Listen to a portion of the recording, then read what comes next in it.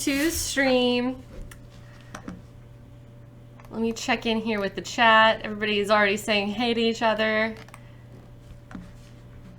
Nice.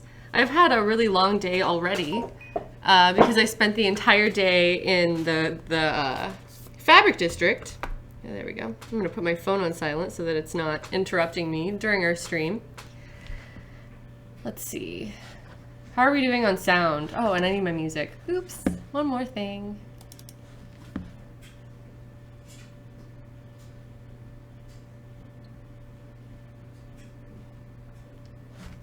So I put together a longer playlist for streaming music, and it includes all of the songs that we've already been enjoying, but includes some additional music. Most of it is by DJ Cutman because I really like his stuff.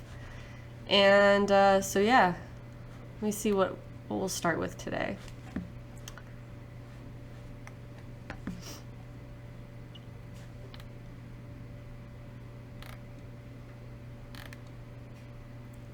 I had a, here we go.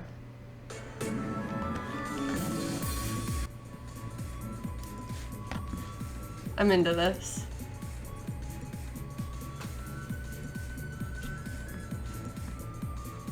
And one more thing, sorry, I'm making some adjustments.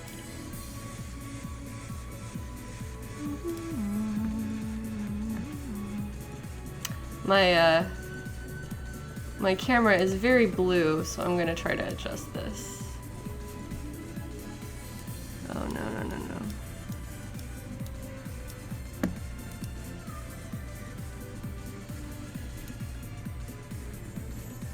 There we go. That's better. That's pretty okay. So now you can actually see the colors of the things that I'm working on.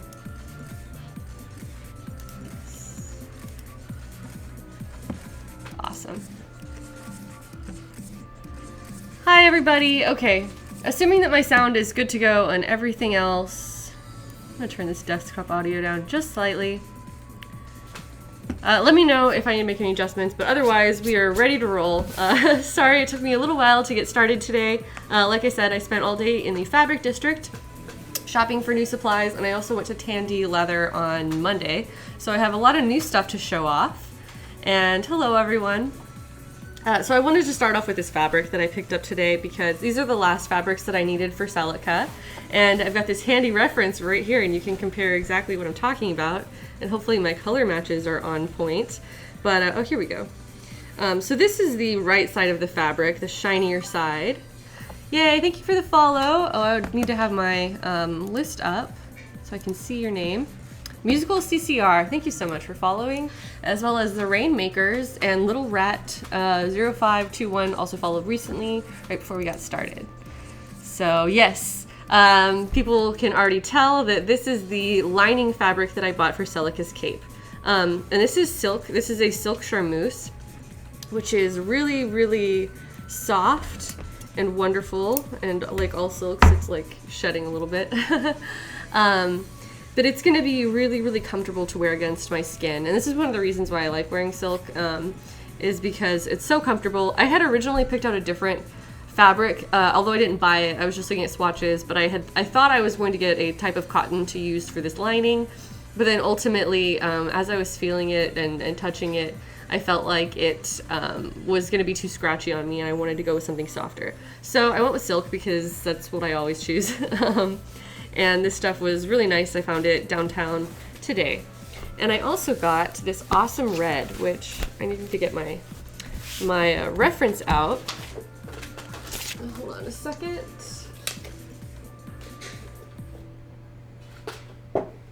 Here we go.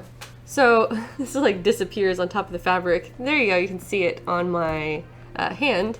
But this is a piece of leather that I have created like a sample piece of this color of paint that I got. So the paint color is the Lumiere Crimson paint, and this has like a pearl finish on it. It's red, but it has like a pink sheen to it when you're looking at it kind of in the right light. It sort of has this pink look to it. And so I was downtown today at this place called, what is it called? It has a stupid name. It's like Fabrics and Fabrics or something like that. But they sell a ton of silk. Piano Sammy, thank you for the follow. Welcome to the stream. They have a huge selection of silk, and a lot of it is at a really great price. And I came across this. It's actually a Dupioni, but it's really light and thin. And it has sort of a like bluish, purplish sheen to it as well. So I think it comes really close to matching this, both in terms of like the base color, but also like the that weird sheen that you see on it. I don't know how well the camera is picking it up. I tried taking some photos in the store to see if it was close, but I like the way that it looks a lot, and I was really happy to find it. And so these are my my two reds that are going to be used for Celica. So this fabric is going to be the underside of her her cape, not her cape, the dress portion. This is going to be the interior that is like actually against my skin, and then the red paint is going to be for all of the exterior, which is going to be like the red portion of the breastplate as well as the red portion of the other leather armor pieces. So having two reds that worked together and looked like they matched was important to me, but luckily they won't be like directly touching each other, so it didn't have to be like 100% perfect. We can deal with like 99% perfection. Checking in on the chat. Love Baker's Cookie says that silk looks so comfortable, but it also looks so hard to sew. It's actually easy to sew. At least Dupioni like this, it has like it's a woven fabric, and it's really crisp and easy to handle actually. So as long as you're careful with it, cutting and feeding it through the machine goes really beautifully, and it's really crisp and nice. As for this charmeuse stuff, it's a little bit like more movable. Caitlin Fitch, thank you for the follow. Welcome to the stream. The charmeuse is a lot, what's the word for it? It's more shifty. So as I'm laying it out, as I'm cutting it, as I'm sewing it, it will probably be a little bit, I'll have to be a little more careful with it, but I don't think it's going to actually be difficult.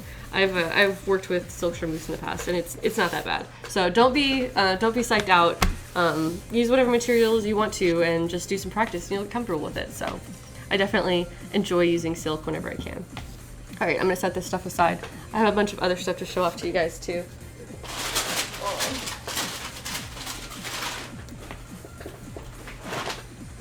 I'll start with the stuff that I got in the fabric district. Oh, in this nice big bag that it all came in. First of all, I went to this other leather store called Save More Leather, which is near the rest of the fabric district, although it's not like on this exact same streets.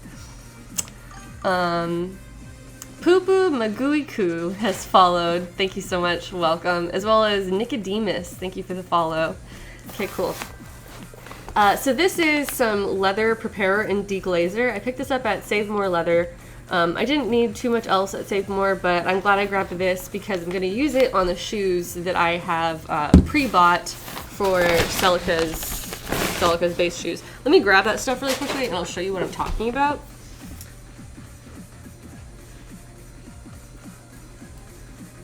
Alright, here's a shoe.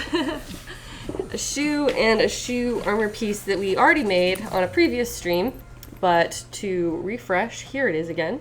And this shoe is actually made out of leather. It's legitimate leather. I've stuffed some fabric in it to kind of give it some shape while I was messing with it and trying to make a pattern on it.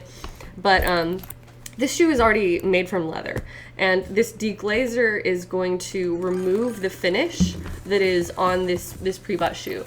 Hayabusa Hanzo, thank you so much for following. And my concern with the finish on it is that it will make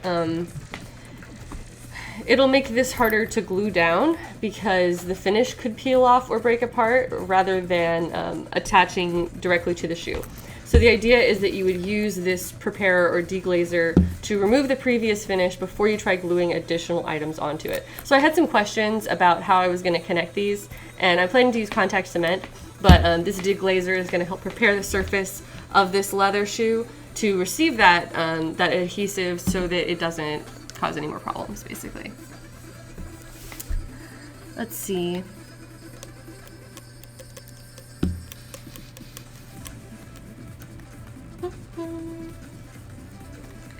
Cool. cool. Eternal Astra asked, does it fray easily? I guess referring to the silk. I never worked with silk before. It can, depending on what type it is. The Dupioni does fray. You can either use like pinking shears on it, or if you have a serger, it's a good idea to serge your edges for Dupioni because they do fray, or they do kind of like come apart and you get these long strings of part of the weave that is like coming out. But as long as you're careful with it and you finish your edges, it's not a problem. Okay, setting that aside, moving on to more stuff. So a couple of the other things I got, I got some other paint colors. These I picked up at Michael Levine's. They are Old Brass and what is the other one? Metallic Rust. So these are some additional metallic paint colors. I like to buy a lot of different, I like collect metallic paint colors for leather because I do a lot of weathering on a lot of my projects, or I have on some of my previous leather armors that I was trying to get like a metal finish look to them. So I just like to collect different colors that I can use for weathering or to make something look a little bit more realistic when it's metallic. And so those I just picked up today. They're not for Celica. I just got excited because I didn't know those colors existed, so I grabbed them while I could.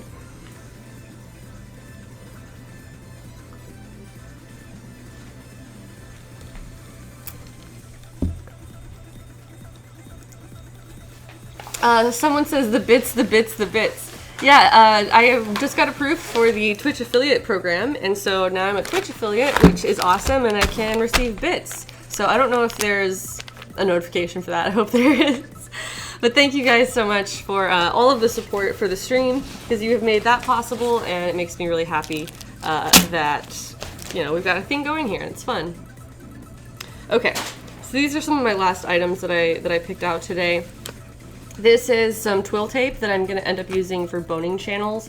You can also use bias tape or like pre-made boning channels, or make your own boning channels or whatever.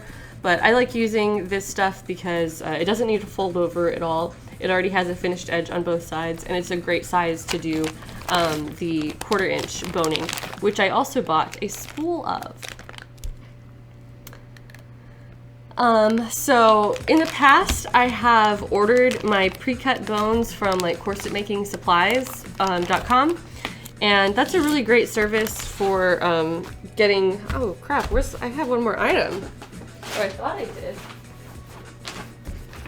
Oh no! I wonder if it got left in the bag or if I didn't come home with it. 'Cause that's a shame. Oh no, I guess I left it at the store. Oh, that's such a shame. I'm gonna have to go back. Well, I bought boning tips for that, for this. So this is some spiral steel boning. This is a 1/4 inch, and it comes in this like spool, sort of. And in the past, I have bought the pre-cut and boned bones, pre-cut and tipped. Yeah, cut and tipped. So they cut it and then they put a tip on the end so that the there's not a raw metal edge that can work its way through the fabric or like create tears or poke into you. You get tips for this, and I totally bought some, and I'm like so pissed that they're not here because I paid money for them, but they weren't expensive. I'm just gonna have to go back. Ugh. Oh, hey Ashley. Ashley's here, and so are some other people. Cool. I see some questions here about boning channels and what they are. So I'm going to be making a corselet layer that goes, it's like an invisible foundation layer in the gown for Celica. And she has a strapless dress. I wanted the dress itself to be really structured and hold itself up. Hi. And the way that I'm going to do that is by making this corselet layer that's form-fitting, that has bones in it, which is made out of this spiral steel, spring steel. And so that is an unseen layer of the dress. It's like the bottom layer between the lining and the external layer that will be visible on the outside. So what this is to provide structure to the dress, similar to a corset, but it's not going to actually make my waist smaller, which is a pretty big difference. But other than that, it is structured very similarly to a corset, and it uses a lot of the same supplies. So I got this. I got some awesome boning tips that are not here that I guess just didn't get put in my bag or something. but I was really happy with them because they are plastic bones that you just slip onto the, they're plastic tips that you slip onto the bones that you cut. Steakatron, thank you for following. Welcome to the stream. So boning channels are channels that are applied into the, or stitched into the fabric that hold the bones in place. So it's like a tiny tube that covers that bone. And so these will be like, I wish I had some pre-cut ones, but I don't know where I put them. These will be supports throughout the garment that are going to run vertically along the seams of the torso and hold everything in place. So the boning tip, the thing that is missing is a little plastic cap that slides onto the metal so that it won't be like a rough edge that works its way out. And I got these cutters for that looked sketchy to me, but they insisted that this was the boning tip cutter or the bone cutter. So man, I'm super bummed that I'm gonna have to go back to that store, but that's okay because I like going to the fabric district and chances were I would have to go back for something anyway. So those are the things I picked up. Oh, and this.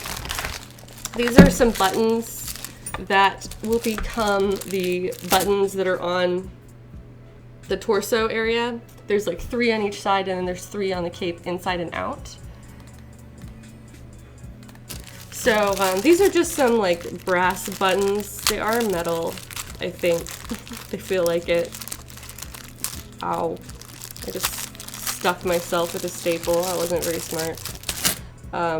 And they have this little design on them. It's like a little shield, kind of, what do you call that? A crest. It's got this little crest on it. It's not an actual shield, but it's a crest. And this is not necessarily something that is visible in the reference image. It's just something I chose to kind of put my own little touch on it.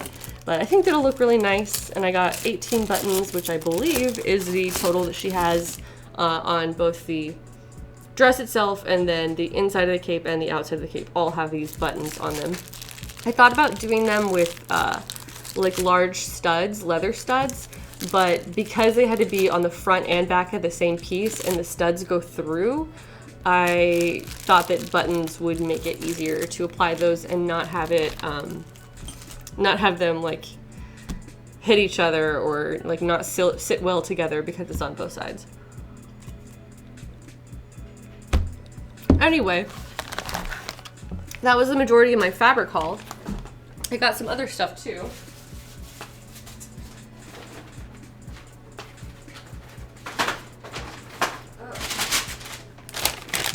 Which is in here for my Tandy trip.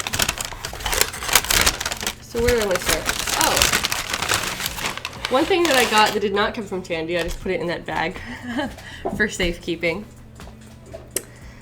This is the Bissonette Edger. So I had, in some previous streams, been doing some edging to some leather pieces, and I was struggling with it.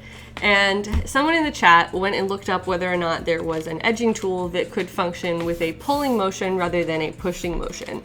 So I didn't know this existed, but someone here in the chat looked it up during the stream, discovered it, recommended it to me, and this is the Bissonette Edger that we talked about that I promised I would buy for you guys. So today I want to test this out, which I guess we can just do now and kind of work our way through all of the new tools that I bought.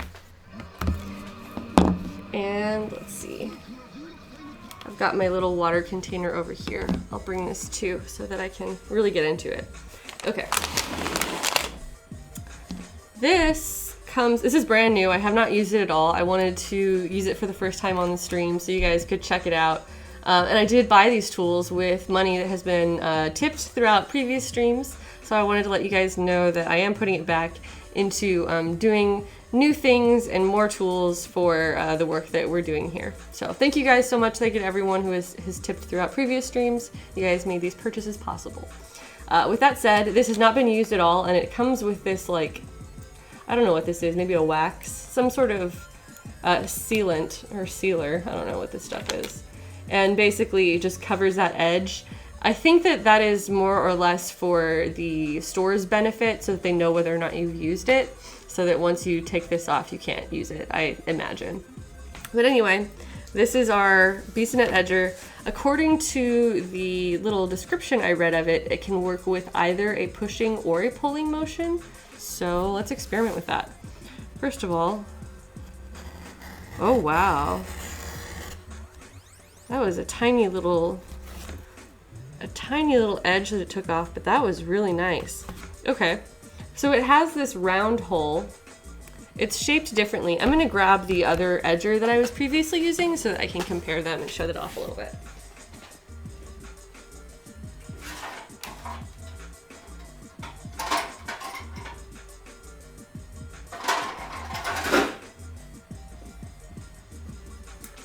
This is a regular craft tool edge beveler. They are the cheaper selection of tools sold by Tandy, and in the past I've mostly bought the cheaper tools because these are the tools that I got as I was first getting into leather, and I've had them for a couple years now. And here we go, this is what I want. I've got a little metal ruler, and I'm gonna give myself a straight edge on this piece so I can keep going. Everyone's excited. I love tools, says Petey McGuire. No, that was Penguin Cosplay said that. Everyone's excited about tools. I'm excited about new tools too. It's been really fun to be able to justify getting stuff just for the sake of learning and growing and sharing with you guys. So I'm going to go ahead and cut this just so that I have a nice fresh edge that's straight. There we are. Well, and I have two edges actually. I can use it that way.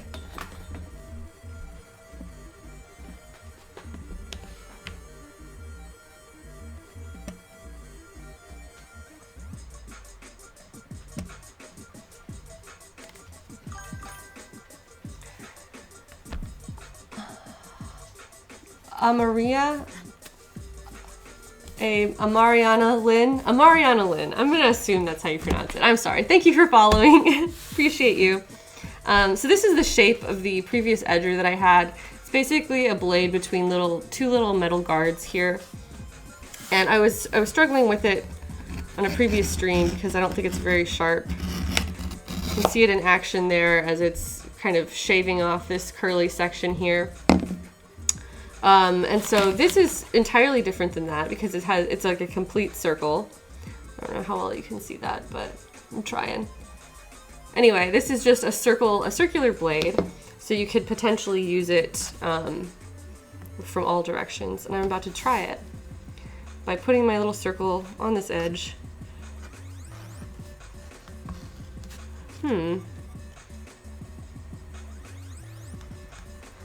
It's like not cutting off a lot of the edge. It's so close. I'm gonna try pushing. Maybe I need to use a thicker leather, honestly, because this tool is very wide. That could be the case. Let me try. It's like getting stuck on, I'll do it this way. It's getting stuck on the ground and not the ground. It's getting stuck on the table itself. It is shaving off just a little bit, but it's like a really thin amount that's coming. So the tool is like dragging along the edge of my leather. It could be that I just need to use to get a thicker leather, because this is not, it's pretty thick, but it's not like as thick as leathers come. This tool is also size 3. I wasn't sure how that would relate to this other tool. This is also a size 3, but I don't think that's necessarily like a common sizing. It might just be like between the two brands, they have their own sizing scale.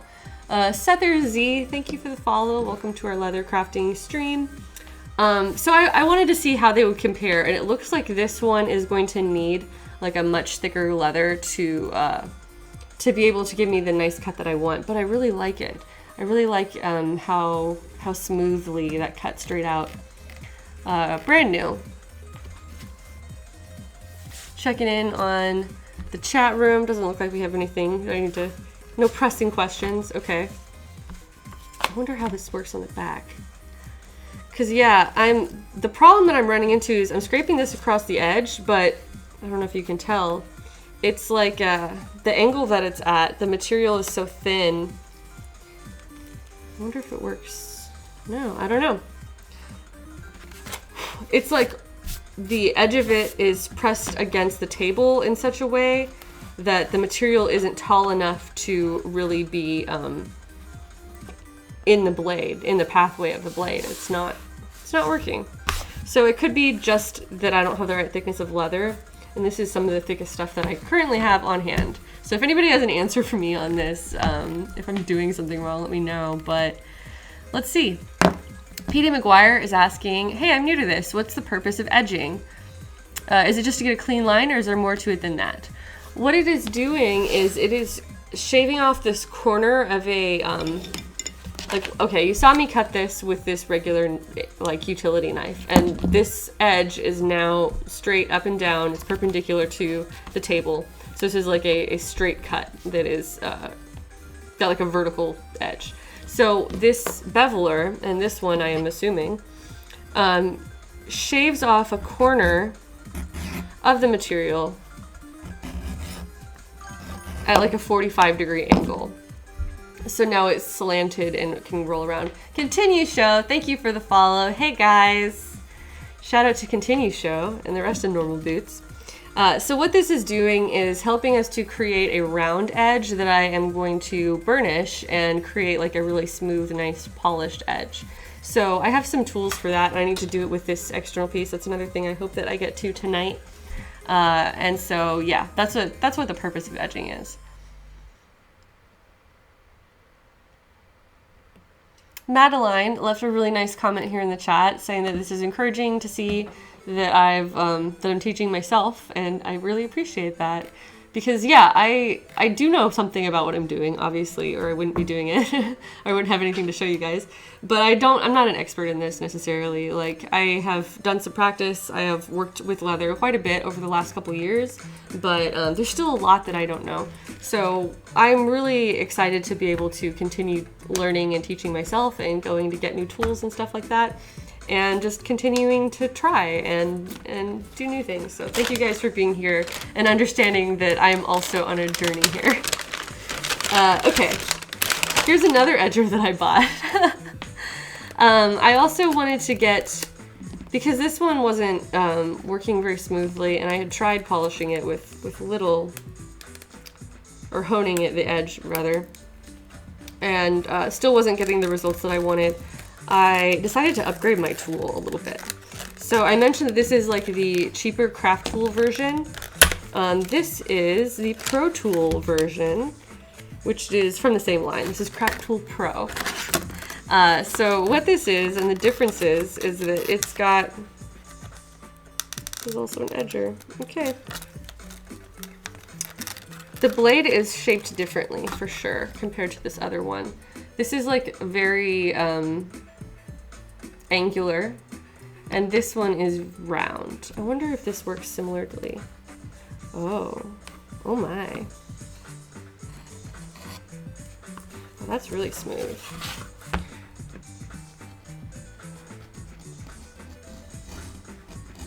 Oh my goodness, this is really nice.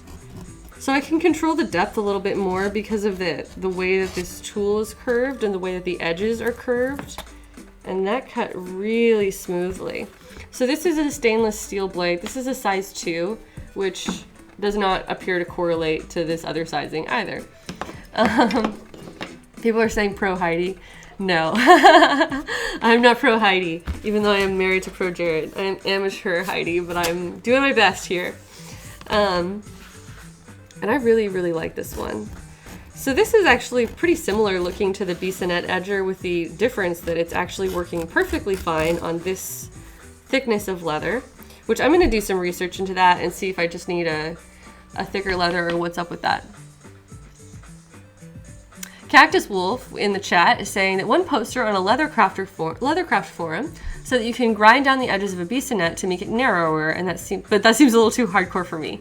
That seems too hardcore for me too. I mean, I can buy another size if I really need to. Although I will say that this was pretty expensive. Between the 3 of these, I think this was the most expensive.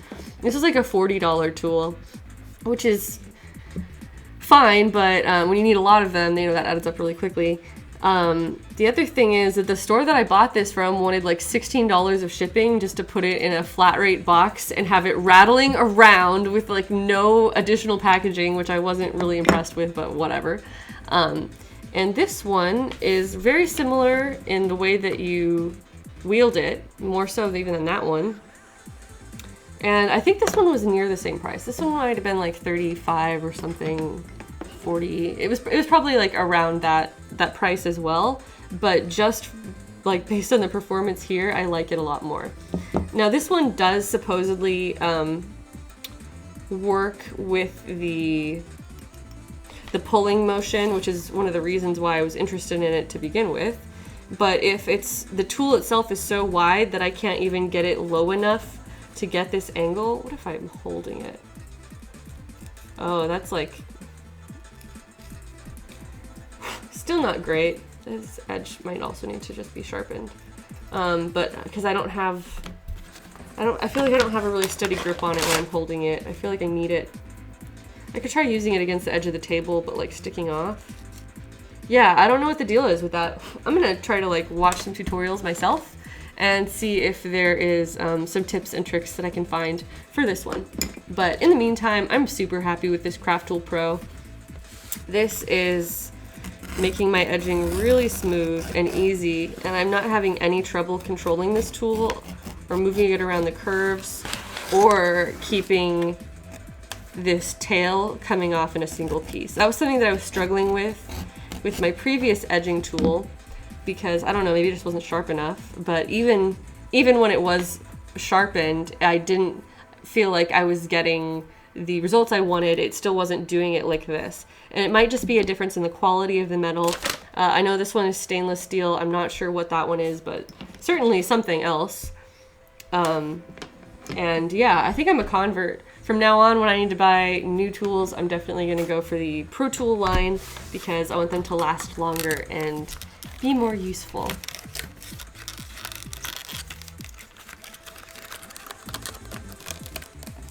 Kittens, like, you paid $16 for shipping. I know, dude. Shayna Kitten donated $20. Thank you so much. They covered my shipping. Hey Heidi, I love how chill your streams are. They're a nice way for me to wind down on my day off. Hope this helps you get some fun new tools. Thank you so much, Shayna Kitten. That is very, very kind of you. I appreciate that. Thanks for the tip. Continuing on with our next tools. Oh, here's my receipt. I can see what I paid for it. Okay. So I have I mentioned that I had a Tandy membership. So that Craft Tool Edger was only 25 bucks with my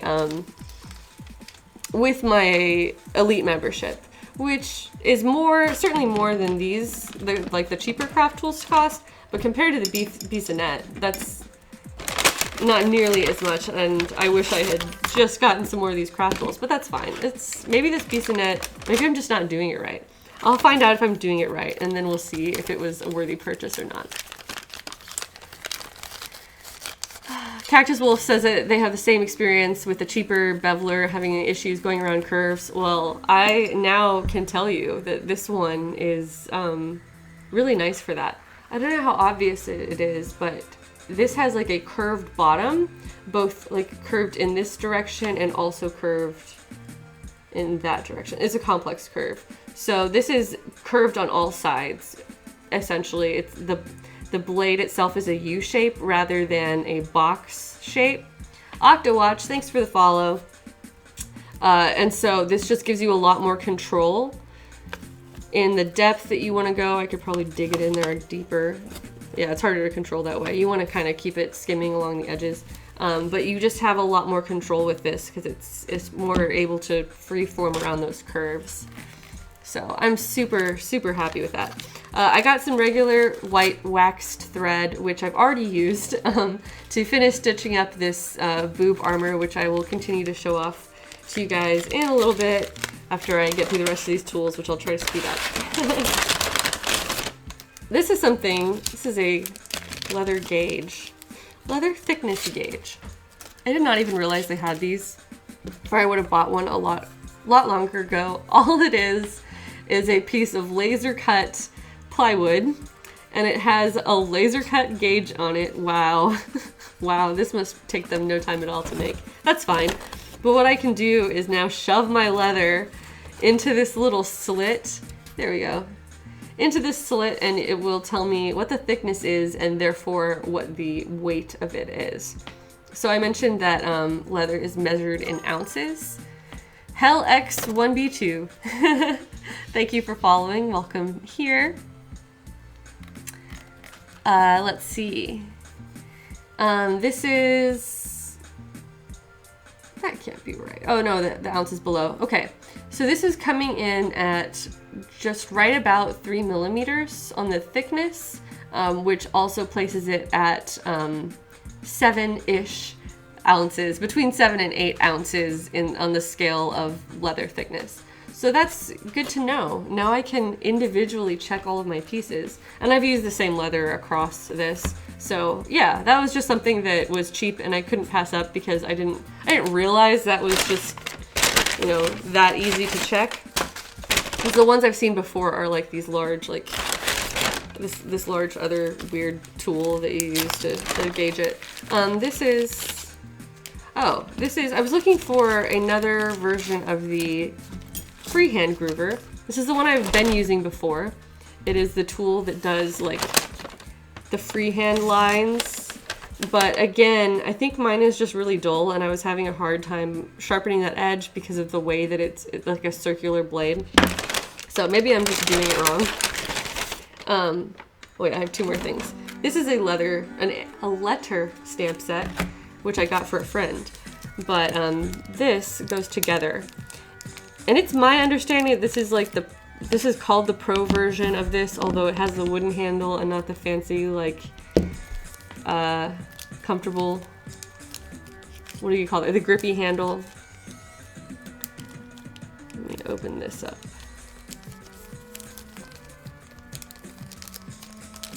Ferocious Intention says, it's kind of like watching one of those unboxing videos tonight. Yeah, it kind of is.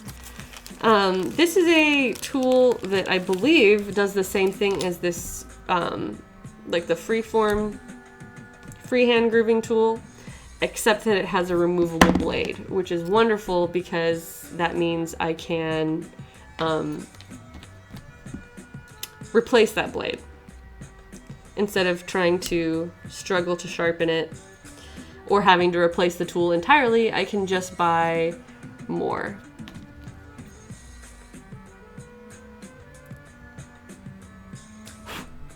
Anyway, so this blade I am installing right now.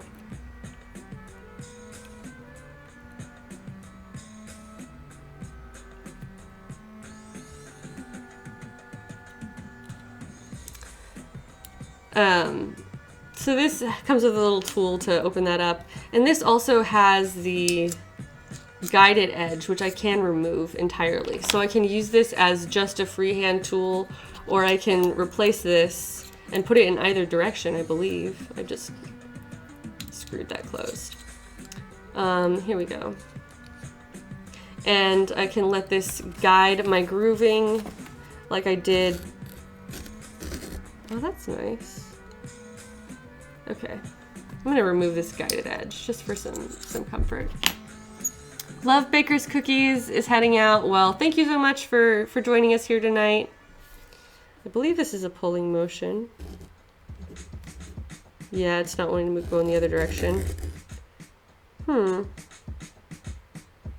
This one's looking clogged too. Let me try some of this. It's like not giving me a really, really smooth cut.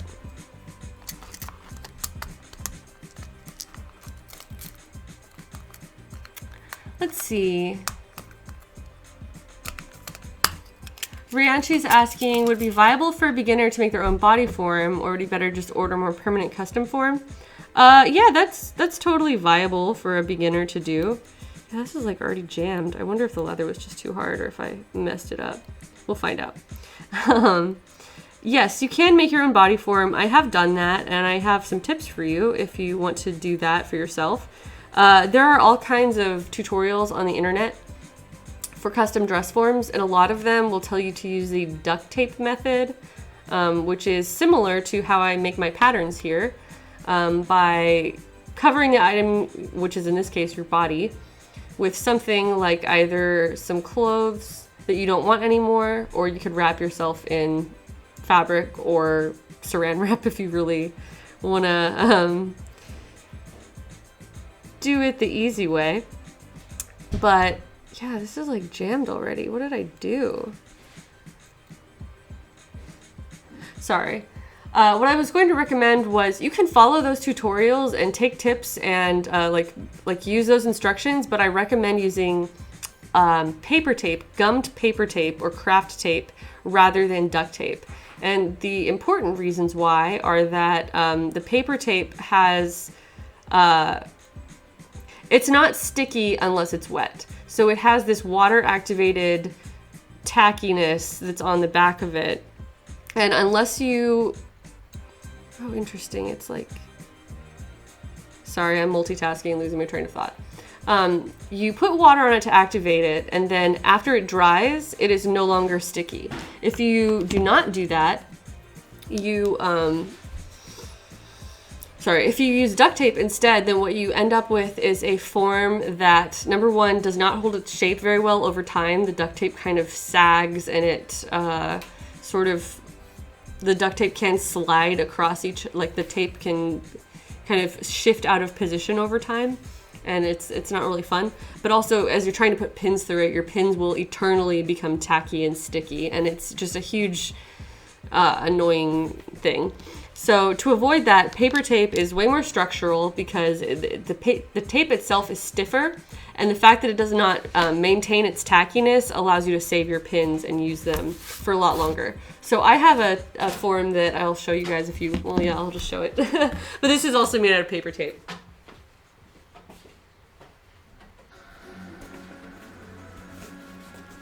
Here she is. I don't have a base for her because I'm lazy and I haven't made one. Hi, thanks, cool. Yes. This is my not duct tape, my paper tape dress form that is my body double. When I made this, I used the paper tape, which has held up super well over time. All of my classmates used duct tape, and I was like, I'm gonna use paper tape. I hope that's cool, teacher. And I just did it for myself that way. And I noticed that mine was holding its shape a lot better than the other people in my class for the most part. So that's something to consider. I also used this oh, gross. It's like covered in hair and stuff. Here you go. I used expanding foam to fill this, which I really regret. So if I could go back in time and do that over again, I would not use the expanding foam. I would just stuff it with something, whether you have like fabric scraps or actual like polyfill or whatever. Definitely stuff it, but don't use the expanding foam because the foam will expand beyond the size of the dress form that you have made. Thank you so much. Jared is bringing me drugs. Nice. This is some Zyrtec for allergies. Cactus Wolf says, might it be dull? Referring to this blade. And that's certainly a possibility, but I thought that the point of buying a brand new blade was that it would be sharp for me because I was already having trouble sharpening a blade of this style and this shape, which it could be that, you know, I suck at that and I need to go do some more research and make sure that I'm not messing it up.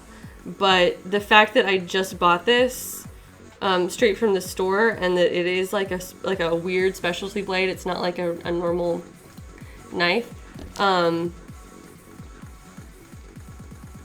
Sorry, it's not like a straight knife or that kind of blade. Like I would expect that to be sharp.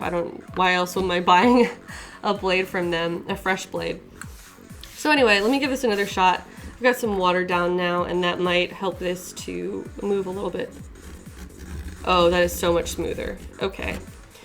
So it could be just the fact that my leather wasn't wet and this leather is like especially dry and dense compared to some of the other hides I've had recently, but that worked way better. Now it is still kind of giving me like there's too much friction there, and instead of just cutting it really smoothly, it's like it's tearing up the surface just a little bit. It's almost, It's almost invisible unless you're close up on it, but I'm gonna do some research into this because I'm not happy with it. And I need something that is gonna be really clean and pretty, because why else am I putting all this effort into making something good?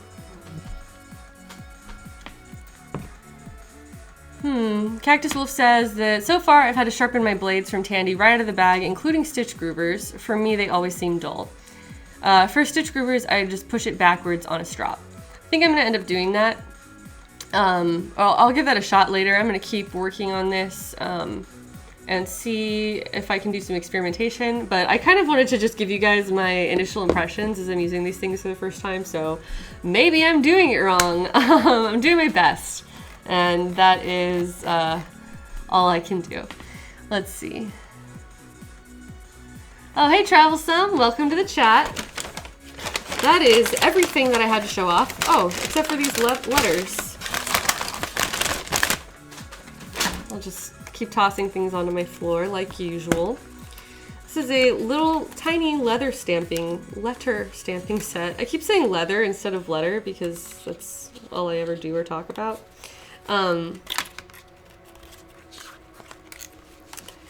These are alphabet stamps, and it comes with one handle that you just apparently just slide it onto. It's got like kind of a little ball that catches it and keeps it in place. I really need to get my mallet, number one. Let me get my mallet and my stone, and I want to test these.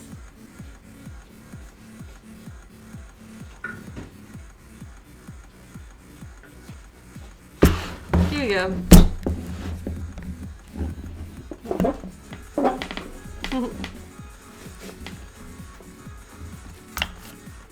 Okay. So here I have an H. Looks like it's going to be identical on all sides. Well, that's cute. I'm going to write my name, guys. A friend of mine has a leather cuff that they wanted to replace. It was like a sentimental item to them. I'm not going to bother lining these up, by the way. I did not make any sort of guideline, so this is going to be a little bit all over the place, and that's fine for me just messing around with it. So a friend of mine wanted to replace this leather cuff that she's had for many years that now she can... Oh, I can't even spell my own name. Oh no! I need the I, not the D. Oh, there we go. It sort of tells me where it's gonna sit. Anyway, I offered to do this for her, and she needed this letter to be on it because she had a little L for her name. I almost put this D upside down, which would have been really embarrassing. And back to the I. So I just picked up a little letter kit specifically to do that project. But now that I have it, it opens up all kinds of possibilities for putting my name in things. Normal Boots, thank you for the follow. Was that Jared? Is Jared the one controlling that? I don't know. Thanks, Normal Boots. Go follow Normal Boots for all kinds of gaming streams from the Normal Boots boys, I assume. I hope they're using that channel. All right, and that pretty much does it. I did so well with like just eyeballing the position for this until I get to the last I. Heidi. Oh well. Heidi Hammer. Heidi Tap. Oh, it is Jared. Oh gosh, busted. I just got followed again by my own husband from the second account. Good job, Jared. Appreciate you. All right. That's pretty much it for my show and tell of new items. My final verdict so far on the edgers is that this Craft Tool Pro is by far my favorite, and just for the ease of control and use. And I'm definitely going to continue investing in these Craft Tool Pro tools because this is so much nicer and easier to use than this cheaper one. And if I have to keep buying and replacing the cheaper ones, I might as well just invest in the better ones. So from here on out, I'm going to be buying these Pro Tools, and I'm excited about that. I'm going to check into this and probably do some sharpening and mess around with it and see if that just needs to be adjusted. And then I don't know about this bassinet. I'm just gonna see if I even am doing the right thing, but that's where we are right now.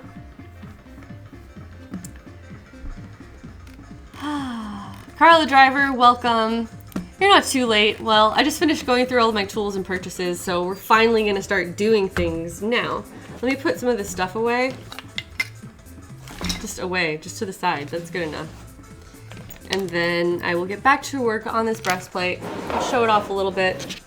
This is where we're at now. Where I left off last time was that I had just formed this, and this is how it came out. This got basically wet molded on the boobs, on Miss Titties right here, just by itself, and kind of took on the general shape of the torso. It'll still need a little bit of refining, and part of what I want to do tonight is finish up these edges. But in the meantime, this is my other main thing that I've been working on. And this is, I stitched this together off camera because I just didn't want to spend my whole time stitching today. Last stream I did do this seam, and I just went ahead and did the other two in preparation for streaming today. So these have sort of a general sort of boob shape. As you can see, the stitching is allowing it to move a little bit. And it sort of fits over these boobs in a blocky way. Today what I'm going to do is put it in the water, smooth it over the boobs, and help it to really take on that the shape, the dimensional, complex curves of this boob, these boobs. And I'm taking off my ring so that I don't accidentally put extra grooves that I don't want in my leather, because it's really susceptible to that kind of thing while it is wet. Let me put away the rest of this stuff, and then I will start wet molding.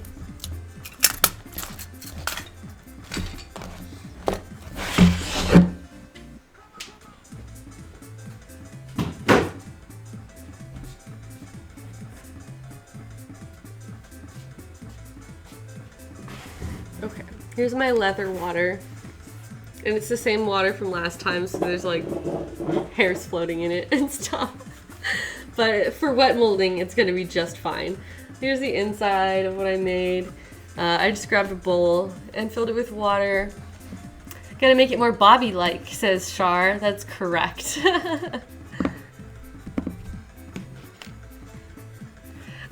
80 Nighthawk is asking, why not use your body form in the first place? Because I don't want to hold it against me for 8 hours while it dries. The point of using a form that is not attached to me is that I can, you know, let it sit there and go do something else. Because otherwise I'll be holding this leather against me non-stop as it takes on its new shape. And that doesn't sound very fun. I've got stuff to do. I want to like sleep and stuff. So I can set this up, and then overnight it will dry out, and then tomorrow I can come back to it and it's just done. So I am gonna let this kind of just really get in there as far as the water goes. You don't have to use this much when you're this much water when you are doing like simple shapes, but oh, there we go. So I want this seam to be more round. I want this, yeah, the shape to be more round. I don't want it to, let me make sure that it's, yeah, like straight up and down the center. I don't need this water anymore. That was very short-lived. Here, I'll just do one and show you the difference. But this is very angular. You can see I haven't touched it yet. I'm just gonna start with this one side. But I'm going to smooth this out over the boob so that the seam itself is kind of flattened a little bit. So it's not creating a ridge so much as that it is taking on the roundness overall. And it's gonna stretch a little bit. I'm just like smoothing my hand out over it. I'm trying to be really careful to make sure that I don't scratch this with my fingernails or anything like this. Ranche says, today on Heidi Does Cosplay, 140 people watch her massage her breasts. That is correct. That's what we're up to today. Thank you guys for being here. This is a nice titty massage we got going on. Oh, 80 Nighthawk says, no, Heidi, the form of your body that you made. Oh, okay, that makes more sense. The reason why I'm using this one instead of the form of the body that I made is for two reasons. Number one, this is a half mannequin. I can lay it down on the table and it's directly underneath my camera and it's staying in position. That's really, really convenient for the streaming purposes. On top of that, these boobs on this mannequin are really nicely defined.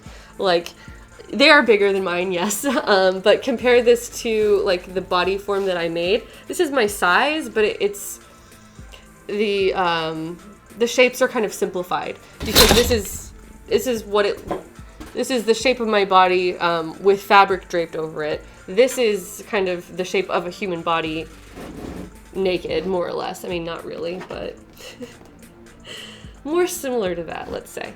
All right, I'm gonna stop doing just one at a time because I don't want this to be like uneven. I'm gonna try to do both together so that I make sure that it is centered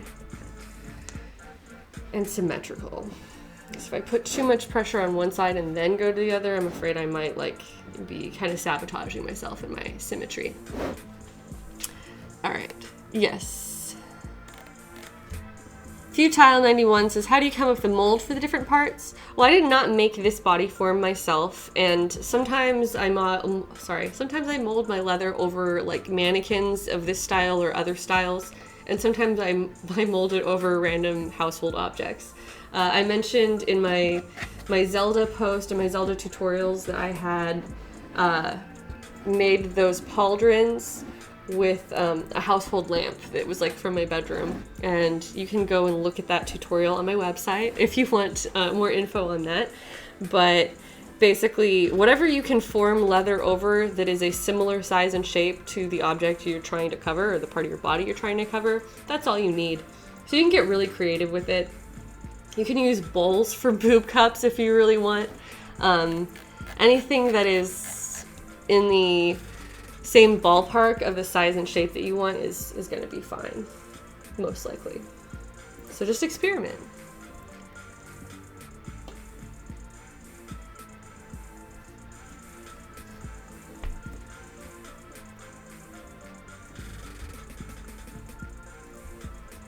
Thanks, Kitten, with the website. And thanks, Nightbot, our mod bot. All right. So if I want this to be like really form-fitting, I could strap it down to this mannequin and like let it dry overnight.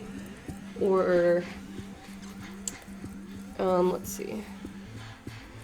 If I really wanted it to take on every little detail of the mannequin itself, I would put more pressure on it and like try to stretch it and hold it in place.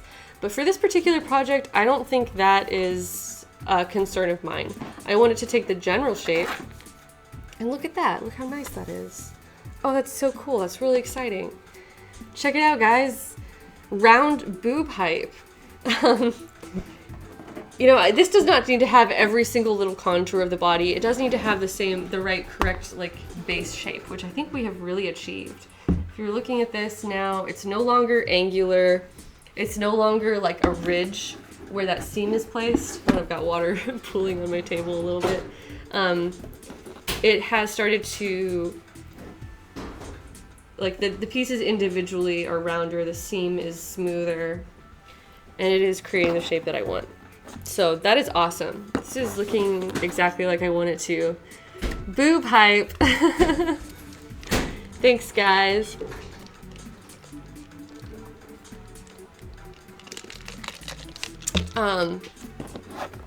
Yeah, this is what we got. This is really starting to look like what I want, and I'm really happy about it. So it's really exciting to see it finally like visually taking shape in a very literal sense. So with that said, I don't need to strap this down. I don't need to make it super tight. I can just let it sit and dry overnight. It definitely has enough of the shape that I'm going for. I can't really pick this up and put it on my body yet because it's gonna move around and it's still wet. But for it to be even this close is all that I need. So yeah, I'm really, really excited about this. And you guys got to see this entire thing from start to finish and see how it's taking shape and compare it to the reference image that we've got at the right. I'm going to pull out my paper version because it's easier for me to see. Yeah, there we are. Oh, that's awesome. Yeah, for you guys it's like almost the same size, but whatever. For me, I can see it way better. And, oh, there was one other detail that I needed to add to this frame that I haven't yet, which is that there is a red section in the center while the rest of it remains gold. And I have not, as of yet, created the dividing lines there. And I want to do that with tooling a little bit differently than the way I have handled the grooves so far. Panda Band 72, thank you so much for following. But this is really exciting. I'm so stoked to see it looking like a thing, looking at the thing that I'm trying to make. It's always a really encouraging when it gets to that point. So I'm gonna give these like just a little bit more of a nice massage, and then move on to the next step for tonight.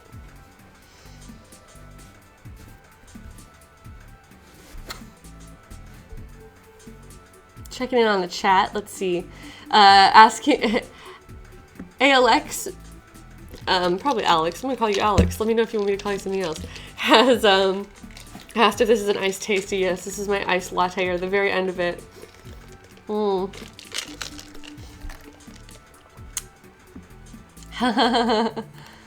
Checking out the boob comments. Let's see, SKE07048 has followed, as well as Cyan. Thank you guys so much for following. Welcome to the chat. So anyway, we've got, yeah, we've got this boobs pretty much ready to go. I don't think that they need any additional persuasion. Like I said, this is pretty much the shape that I want. Like it's simplified enough. It doesn't need to be like tight against the skin. Okay. So the next thing I'm going to be working on is this boob cage thing, which I can show you on me. Nice. I'll set these aside for now to make us a little bit more room.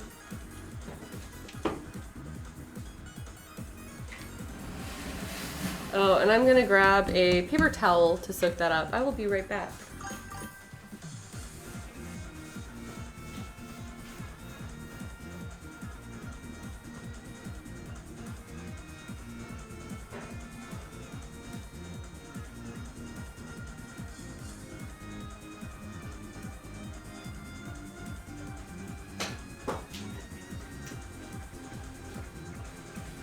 Okay. Got all this excess water cleaned up. All right, so I was talking about wanting to add some shape there and do it with tooling to create some additional depth. But before I do that, I'm just gonna spend some time burnishing these edges, which I've talked about in some previous streams, but that's gonna be my task for a little while. Maybe that's all I'll end up doing tonight. Tonight is going to be kind of a shorter stream. I'm going to stream for the next hour or so and then call it a night. I would normally not stop that early, or probably not stop that early, but Jared is about to leave to go on a trip for the weekend, and he's leaving in like 2 hours.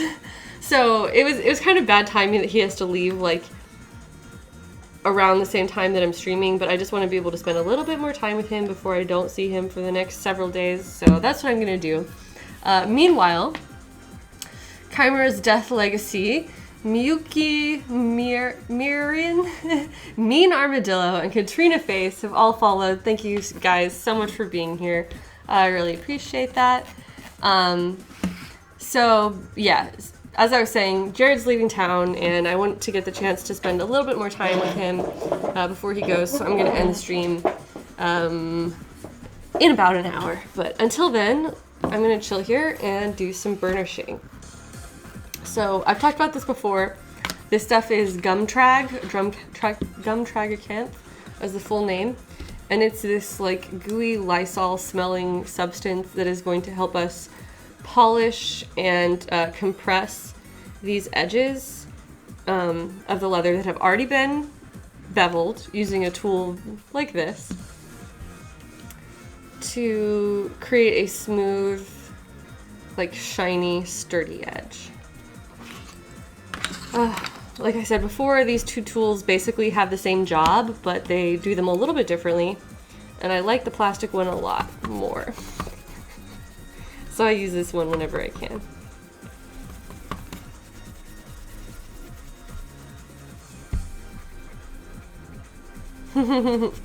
AD Nighthawk says, Attack on Titan and chill, am I right? That's what we normally do together. We watch a lot of Attack on Titan together. We're rewatching the series. Unfortunately, he's going to be missing this weekend's episode, and so I have promised him not to watch it without him. Axel PT? Alex PT. That's what I said. Oh, did you have any response for me on your name? Sorry if I assigned you a name. Yes, Alex is perfect. Thank you for not trying to pronounce my abbreviated name like it's a thing. All right, good. Just checking, because, you know, people have all kinds of screen names. I'm glad that I didn't butcher that one. Anyway, Alex, yes, thank you for the follow. Hey, Sapphire Gray, welcome.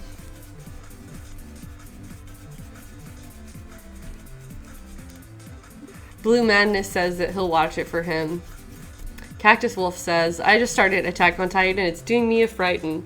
Oh, it gets worse. It just continually gets worse forever. That's the entire show, is that it's just always getting worse, and that's the plot. Spoiler alert. Things get worse.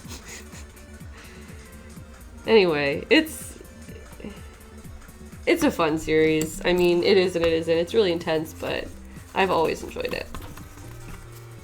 I've talked about making an Attack on Titan harness out of leather, and I would still really, really like to do that.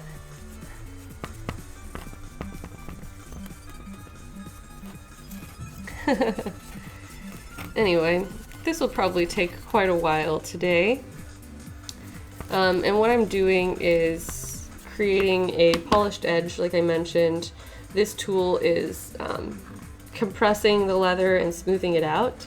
And meanwhile, I am like lubricating it basically with this goo, with this mucus goo. So I'm just gooing it up and polishing it.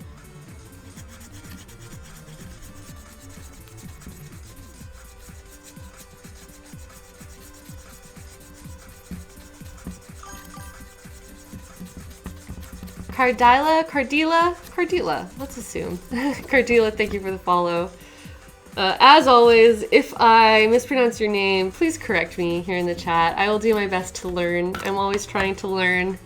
We can all learn together.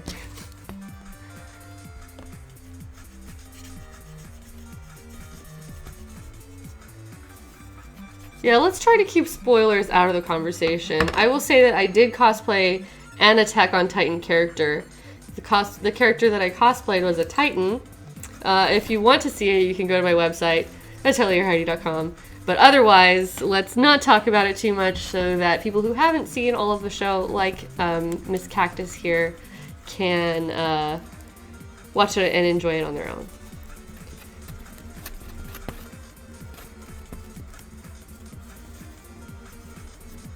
Alpaca Ash saying, I highly recommend Erased and Assassination Classroom.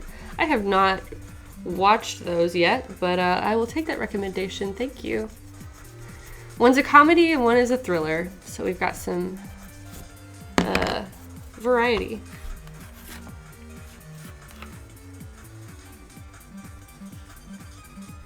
Now everyone's got their anime recommendations here in the chat. Yeah, what's everyone been watching?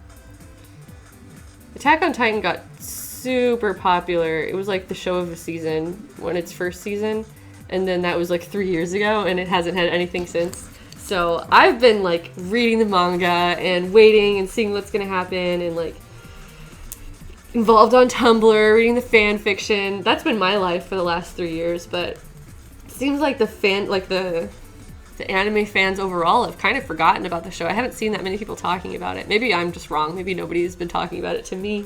But, yeah. I enjoy the Attack on Titan discourse.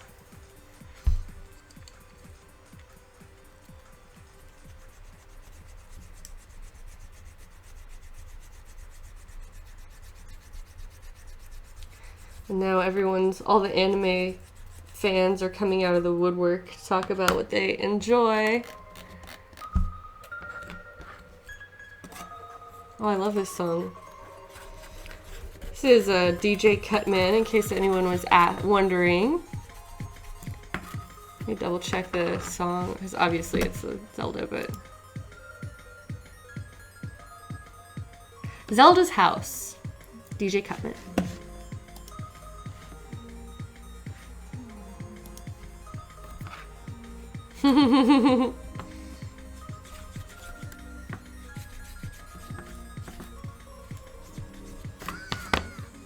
Alright. So now we're getting into these curved areas where my little polishing wheel is not going to fit because of how tight this curve is. So I'm grabbing this guy. I'm going to come at it like this.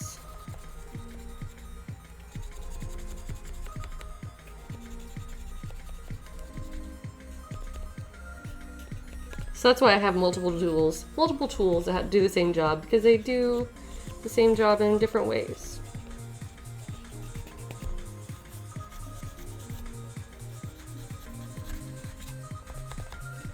I didn't know that burnishing awls were a thing, but I saw one at Tandy.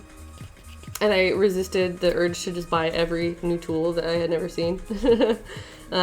Which, over time, I'll grow my tool collection. But anyway, they have little burnishing awls that you can burnish the interior of the holes that you're punching, which I hadn't really even thought about. Because usually if I punch a hole, I put like a rivet in it, and so it doesn't matter. Celestial T, thank you for the follow. Welcome to the leather crafting stream. Proto Saber says, oh neat, I didn't know you had a Twitch. Came from Pro Jared's channel. Well, thank you for joining us. Yeah, I just like to do a lot of leather crafting for the most part, although occasionally some other forms of crafting here on Twitch Creative. So I have this breastplate that we're currently finishing up, and it's going to be done very, very soon. But aside from that, I have greaves to make. I have they're not really full bracers, but they're arm things. I guess that's that's in the bracer category. So I have the little bitty bracers that she has on her forearms. And I also have, let's check, the back. There's a back piece to this chest plate. Proto Saber, thank you for the follow. Is it a chest plate if it's the back of it? I don't know. Does chest plate I don't know that much about armor terminology. Correct me if I'm wrong. You guys are better at this. Alvim Polo,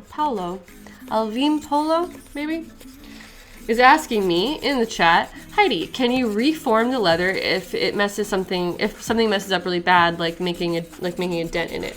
Yes. This wet molding process can be done multiple times to continue to adjust it, basically. There are different ways and different approaches to wet molding. Number one, a lot of people wet mold with hot water, which hardens the leather as it's drying. Sorry, I'm hitting the microphone. I make decorative armor. I make armor specifically for cosplay. I am not LARPing. I am not play fighting in this armor. It is purely supposed to be beautiful and not functional, which is fine. If people want to look down on me for that, then they can suck my dick. My armor is awesome, but it's decorative, and that's what it is. So with that in mind, I don't usually spend time hardening the pieces because it's not necessary for me. So hot water can harden the pieces, or you could just get them wet with like a other temperature water, lukewarm, room temperature, whatever, cold water. You can wet mold with that water and then put it in the oven, and then while it's wet, as it's heated, that will harden it as well. So, yeah. Where was I going with that? If you are hardening the armor, it is harder to continue to reshape it. You're a wizard. Thank you for the follow. You can continue, but okay. So mine is shaped, but it's not hardened. It's still flexible. It's not brittle, and it can be reshaped. I can continue to shape it more. keep dropping this. If I had hardened the leather, it would be difficult to continue working with it. But this is gonna kind of be looser over time. As I wear it, it'll bend more, and that's gonna happen regardless. It just gets loose as you're wearing it a lot. So the summary of that really long-winded answer was that yes, you can wet mold something multiple times. If you harden it, you'll have more difficulty wet molding it multiple times. But if you don't harden it, like I don't, then it's fine. And you can just keep applying water and adjusting it however you need. So hopefully that's useful. Okay.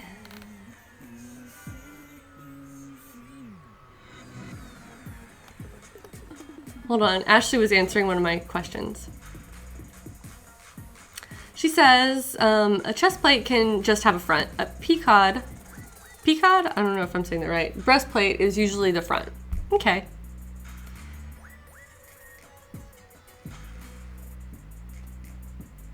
Cactus Wolf says, I am a mid-20s female in the South, and I felt so out of place in Tandy my first time there. Yeah, I am also a mid-20s female from the South, and spent a lot of time in Tandies in the South. You know, the people in my Tandies certainly knew who I was, and they were always really nice to me, and it wasn't like an issue. But I have occasionally felt alienated in leatherworking stores, but it's generally not a problem. Let's see. I know I'm missing some questions. Sorry, guys. If you asked me a question and I missed it, then feel free to throw that back in the chat, and I'll try my best. Alex says, Heidi's a Fudanari confirmed. Hey. I will not confirm or deny, actually. Ash says, oh, sorry, Peacock breastplate, but earlier armor has two pieces that strap together. Okay, well this has a front and a back, so I don't know the terminology for that, but if anybody can tell me, then that would be great. Loader butt. Suck your dick with Hannah. Potion sellers like, yeah, I'm 25 and everyone else was like professional artisan cowboy boots guys and saddle makers, and I'm like, I just want to dress up like an anime lady. Oh, I relate to that so hard. Okay. Let's see. Alright, I made it back down. Jared says, nice. The orange rind, thank you for following.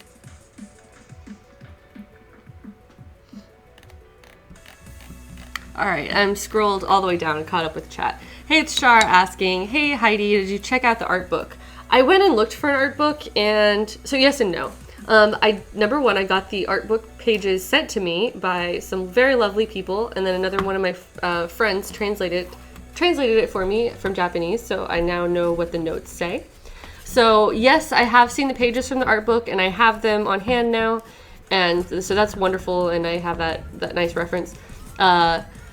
I looked for the art book myself so that I could buy it.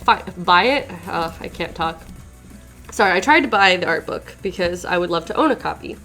And basically the people at Kinokuniya told me that it was not available for sale currently separately. So I think that the current art book that exists is just a part of the Japanese special edition game. Or at least that's my impression.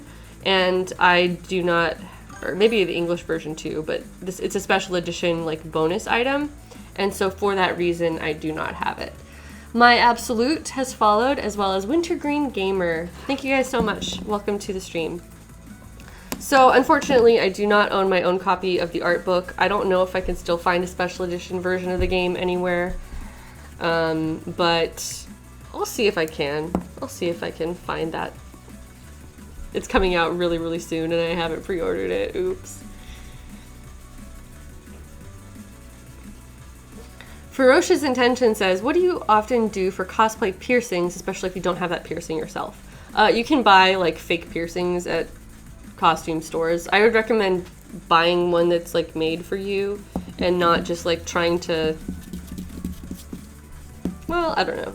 Depending on how much research and care you take, you could make something yourself, but I would go with something that was pre-made just so that you don't end up using something that's gonna like stab into you, like some random metal that like either doesn't hold its shape or causes additional issues.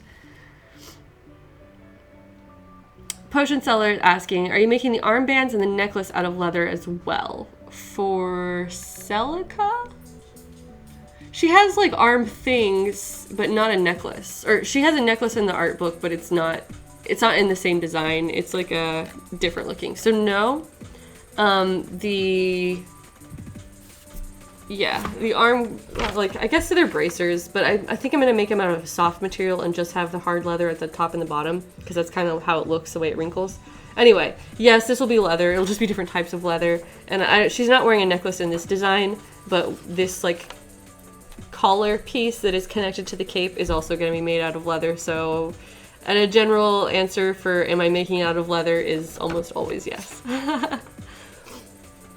Let me see. Sapphire Gray asking, will we be able to sub to you soon? I hope so. I haven't applied to be a partner yet, but it's something I want to do really soon. The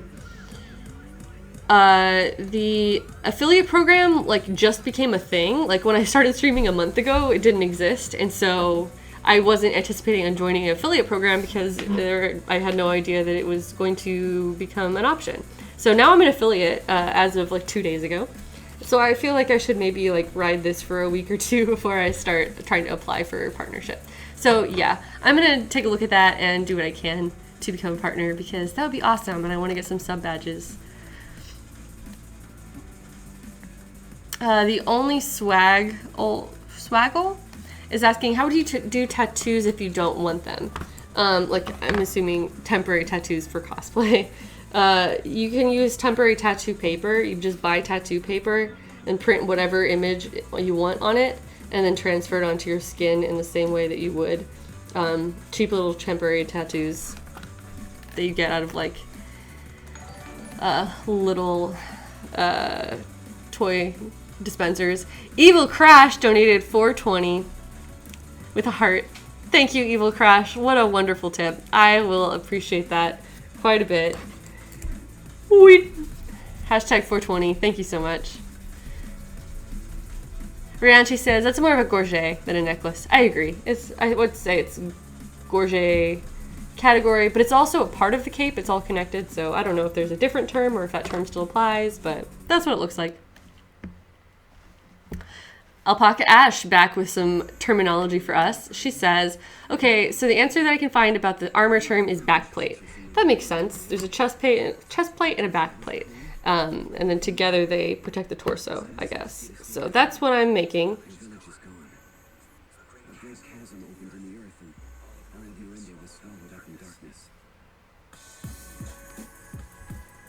I like the song a lot. Yeah, gorget. Cool. Alvin Polo asking, does a leather armor get heavy? Yes and no. Like, it's, it can be cumbersome depending on how much you're wearing, but it's not as heavy as some other options. So I would say that overall heaviness is not an issue. It can get really hot to wear, and depending on how restricting it is, it can be difficult to move around. So those are some concerns to think about when you are planning to wear leather armor, like to a con. Wing Alpha, thank you for the follow, is to look at that. Sorry, yeah, those are some potential drawbacks to wearing a leather armor, but in general, I would not say that heaviness is an issue.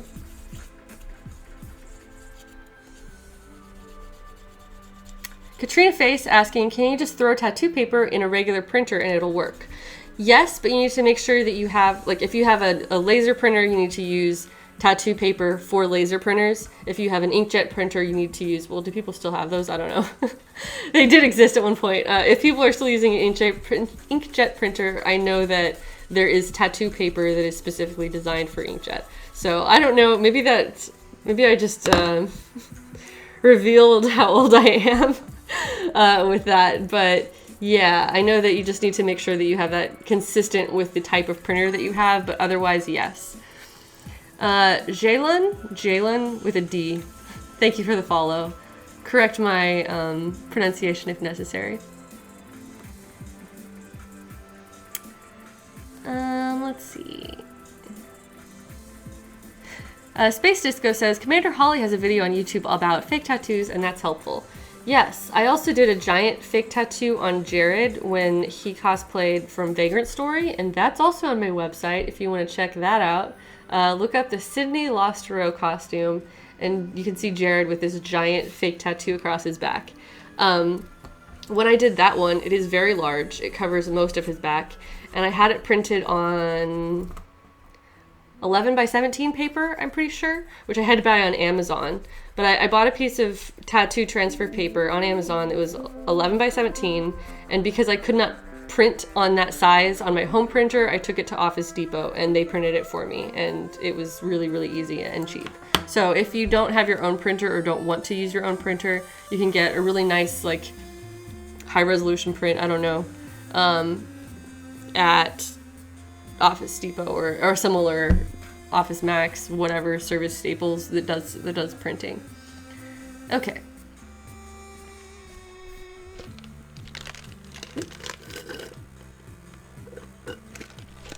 I know I'm like not even caught up with the chat because I'm talking so much. But some previous questions from Blue Madness says that I tend to make leather look metallic for pieces that are supposed to be made out of some kind of metal in the source. Is there any situation would you advise using actual metal instead of leather? If you have the tools and the know-how to use actual metal, then go for it. The drawback to that is that if it's for cosplay purposes, it's really overkill for convention wear. Because if any experienced cosplayer can tell you that wearing a costume all day at a con can be just exhausting. It can be like killer in terms of your energy, and just your body can go through so much abuse in a single day of cosplaying. So for that reason, I would generally not recommend wearing metal armor. I know some people who do it, and for the most part, I get the impression it's, to show off their impressive craftsmanship, which is, certainly very respectable and awesome. But for myself personally, I would never try to use metal because unless I'm specifically developing that skill set for some other reason, it is not ideal for wearing at cons, and so I'd rather just wear my leather.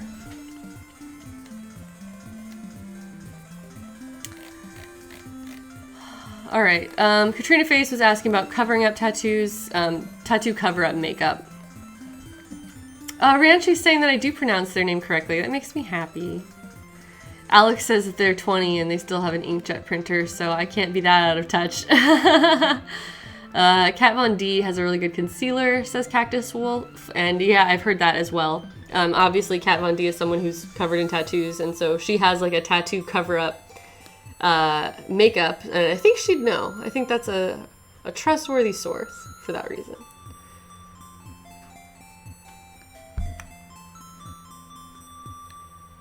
Penguin Cosplay says, old. I was just talking about floppy disks the other day with my mom. When I read that, at first, I thought you said floppy dick. I was talking about floppy dick the other day with my mom, and I was like, wow, that's more honest than I would get with my mother, but, to each their own. All right, I'm catching up. Woo, okay. I made it back down, and now I'm reading all of the comments that are currently appearing. So, yay. All right, I made it. Now everyone's reacting to my floppy dick comment.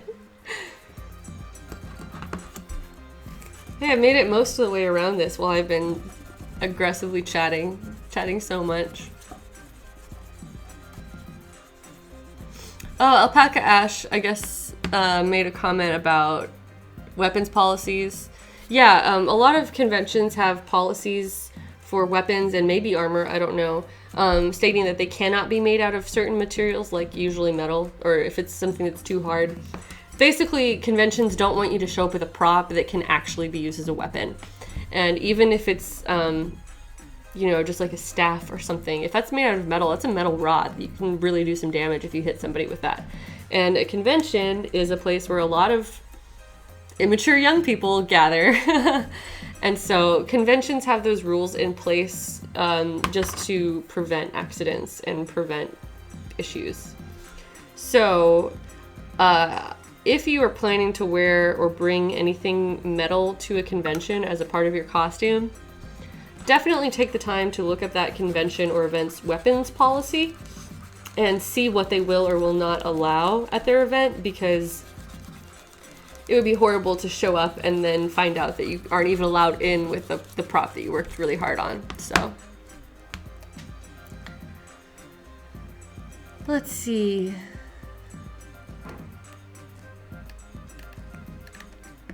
Alvin Polo says I have to go. Well, thanks for stopping by. I'm glad that you got some questions answered, and have a good night. Thanks for joining us. Let's see.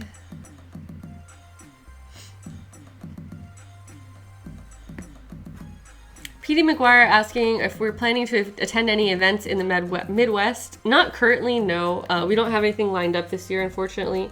I really enjoyed KitsuneCon there last year, but I guess they just changed their guest lineup. So we are not going back this year, unfortunately. Maybe sometime in the future. Let's see what else.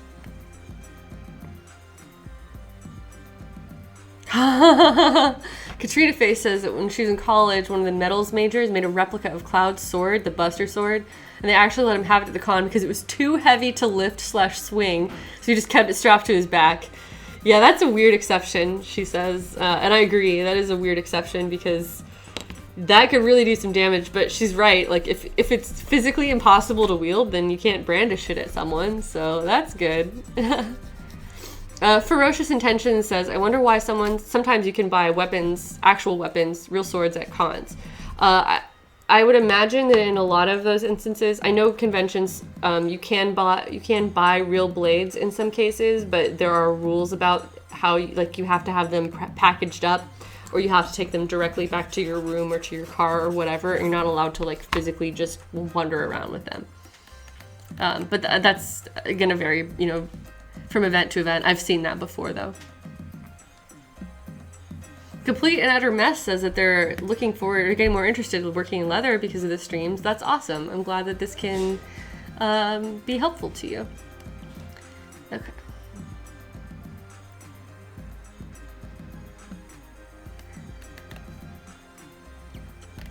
Piano Sammy says I should go to ASEN. I would love to go to ASEN. For the most part, I limit my cons to not always the same ones every year, because I'm definitely going to some new ones this year here in California that I'm really looking forward to. But I don't do a lot of traveling very far unless we get invited somewhere. So yeah, I would like to check out some more cons in the Midwest, but I haven't really had the opportunity yet. Complete and Utter Mess, thank you for the follow. Nice to have you here. Yeah, I do leatherwork streams twice a week. They're almost always leatherwork. It's not gonna be leatherwork every single time because I've got to do some sewing and some other stuff coming up here. But primarily leatherwork, and I chat a lot about my methods, and I try to answer as many questions as I can. Peace Dots asking, what's the difference between the white wheel and the wooden stick thing for what I'm doing? Is there a difference? The difference is just the size and the shape. They are doing exactly the same thing. The white one is plastic, the wooden one is wood. And so that is why it's stained, unfortunately. Oh, I've got stuff on me. The reason it has this red and or the darker stain up at the top is because I have used it on leather that had dye on it, and so it kind of absorbed a little bit of that dye. Otherwise, the reason why I'm using this one is to get into this little corner, and I can go back to the white one to go over larger areas. K10 LMAO has followed. Thank you for the follow. Okay.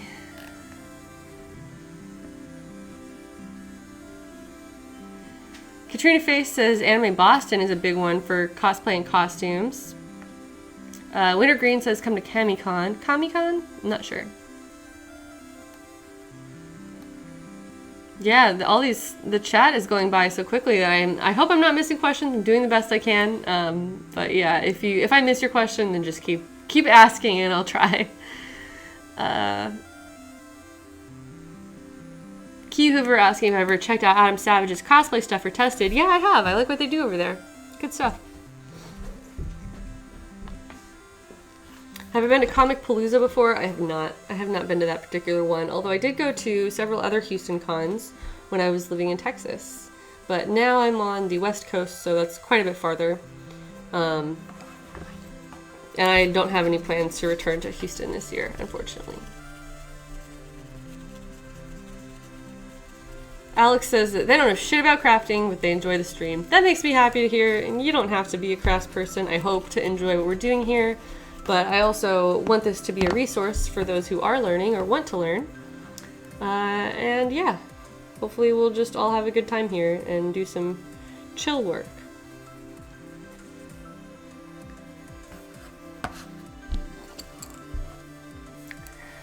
Leoto asking, is there any way to lighten the color on a wig? The wig I want has been out of stock and won't be in stock for some time. Lighten a color, not that I know of, because I would not trust any sort of color removers or bleach on wig fibers. I feel like that would just melt them or have difficulty with that. You can darken a wig color with dye.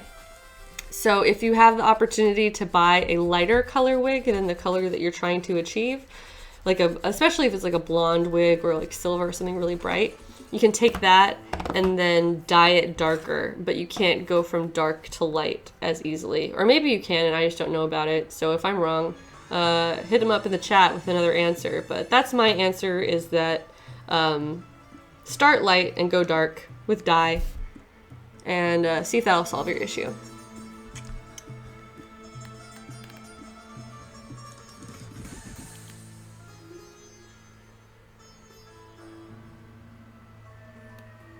Petey McGuire says that they love the streams because it makes cosplay seem incredibly easy and attainable, even for newbies. Cosplay hype.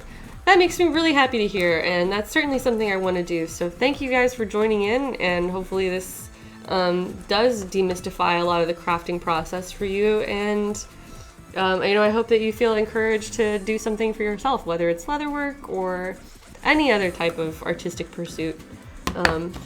Yeah, I love art. I love people who make art. And I just want to have a community to encourage that and support each other. So, thank you guys for being here.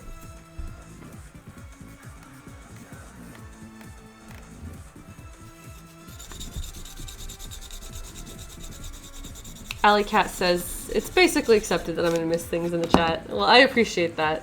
I'm still going to do my best.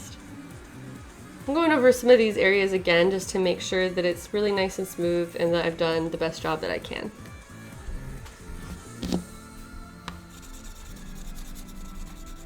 Jeanette Wang says, hey Heidi, do you have any tips for traveling with costumes, especially when there's flights involved? Yeah, I've got some tips.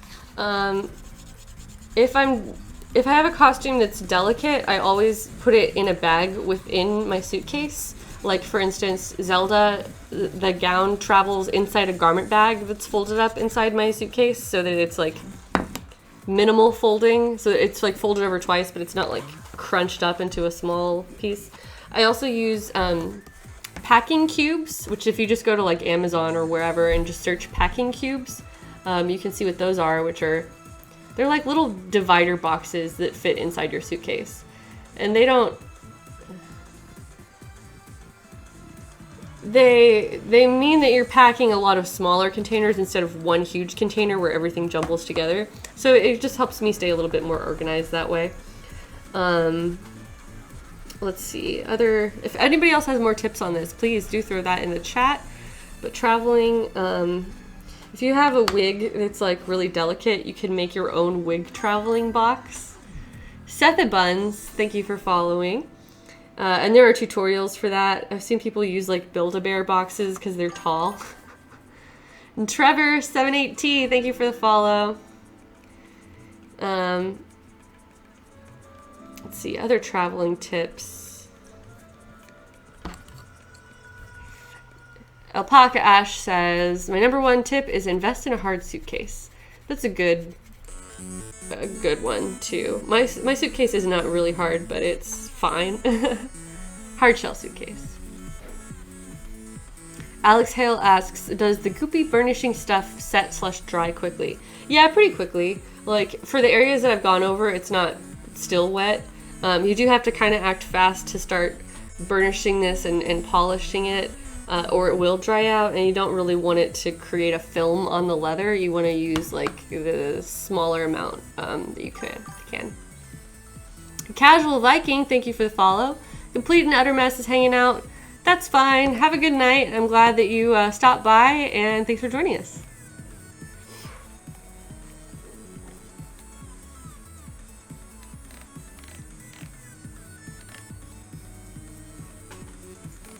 Cool.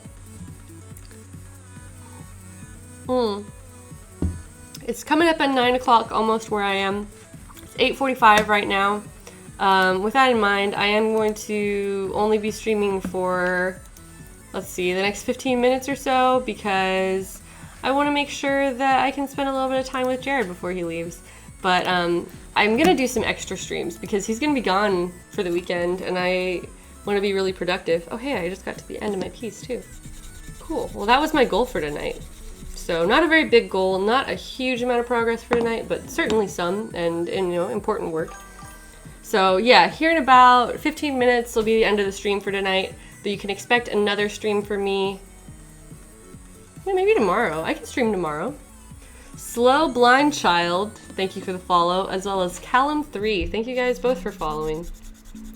So yeah, tonight's short stream kind of, but I will try to make up for that in the next few days by continuing to stream, get some extra streams in the next few days, and we'll get the rest of this breastplate assembled next time.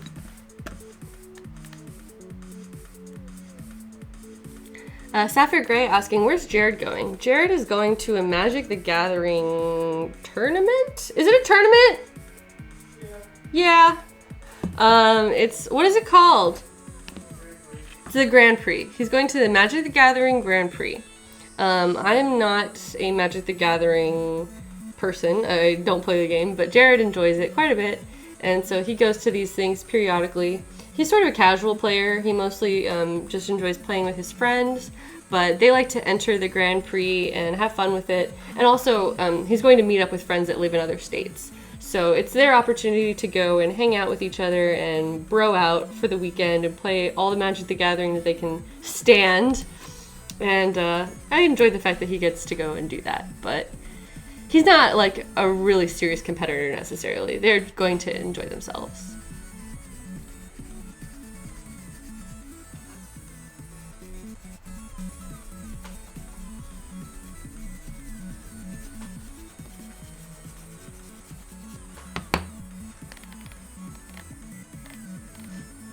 Who have we got? Oh, this bright green. Kira25 in the chat. Hello, hola, welcome.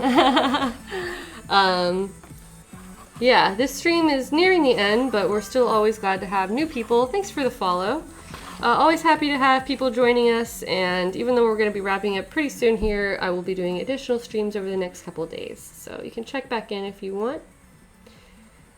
I'm just going to kind of spend my last few minutes going over this in a few different areas that I want to clean up just a little bit more. I feel like they could be a little bit more solid, a little bit smoother.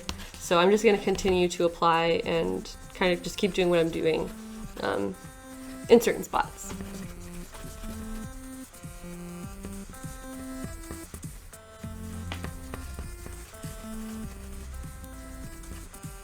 Everyone is giving Jared their well wishes. Jared, you have so many supporters here in the chat. I think he's like putting his deck together or something like that. He's like getting ready.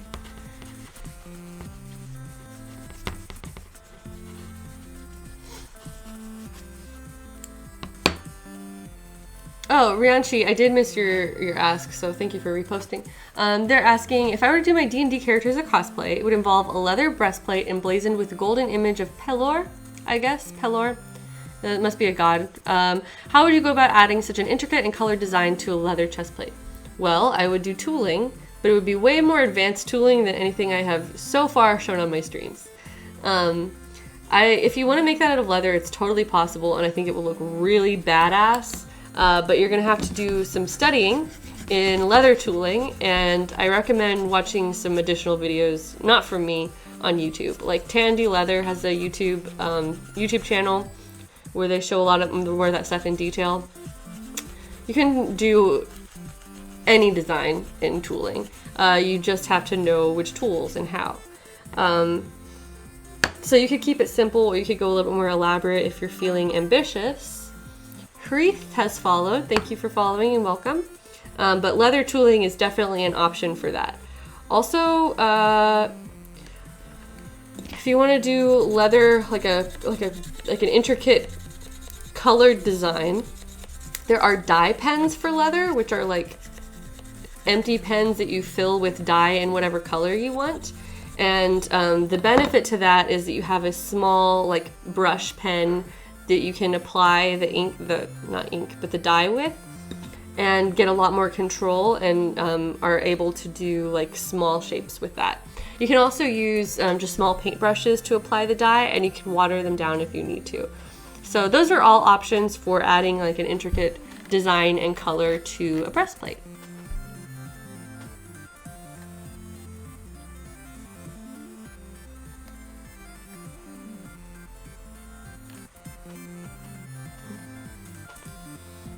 Kira asking, is this a piece for the breastplates? Yes. Oh, I'm gonna show the.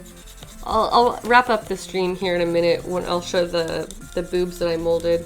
In fact, I can just get them back out right now because I'm not using this space, and that way it'll be more obvious what we worked on today.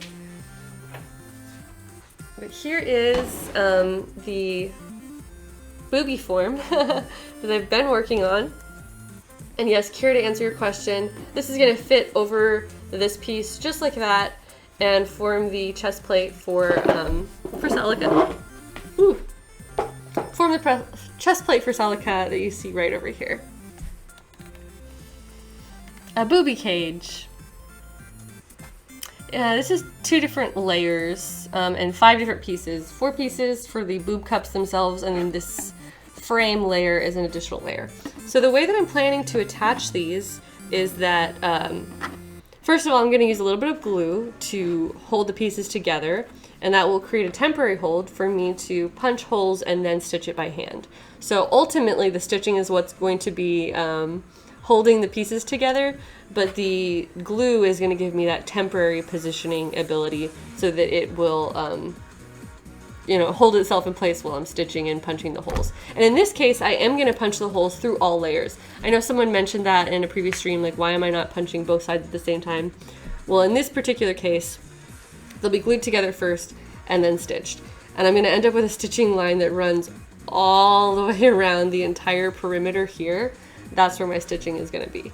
So that'll be quite a bit of stitching, but I think I'll have you guys keep me company while I'm doing it, so it won't be too much of a problem. That's the plan. That is what is going to happen with this, I hope. The chat is back to boobs all of a sudden. Yes, we keep coming back to this topic. And so that's what we've got going on. That is what is planned for this in the future. But otherwise, this is starting to look good. It's starting to look how I want it to. And I have done the edging, the burnishing around all of the edges.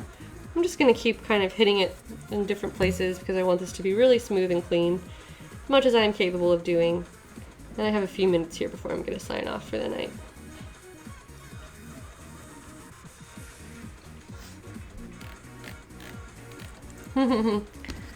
All that stitching is going to be a pain in the booty, says Cactus Wolf. Alpaca Ash says, pain in the boobs, you mean? And yes, it will be both of those things.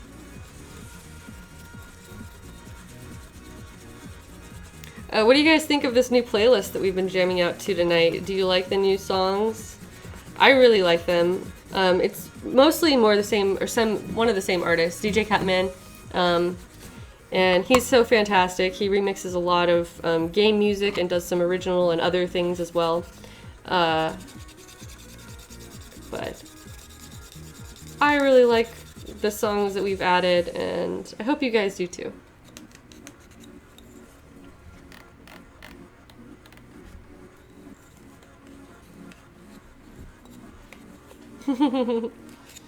Cool. I'm glad that you guys are also DJ Cutman fans.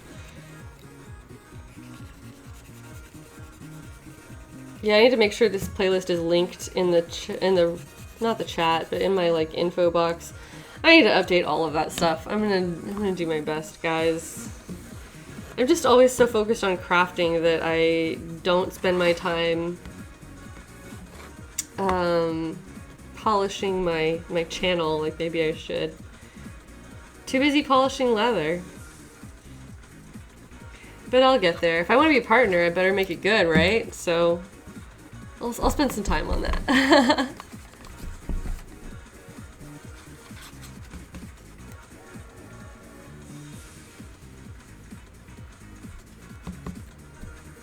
Social mediaing is a chore, says Katrina Face. I totally agree with that. It is a chore. You know, I do my best to update like regularly or semi-regularly because you know you want to keep it, stay visible, keep people interested. But gosh, sometimes I just want to disappear and not bother with any of it.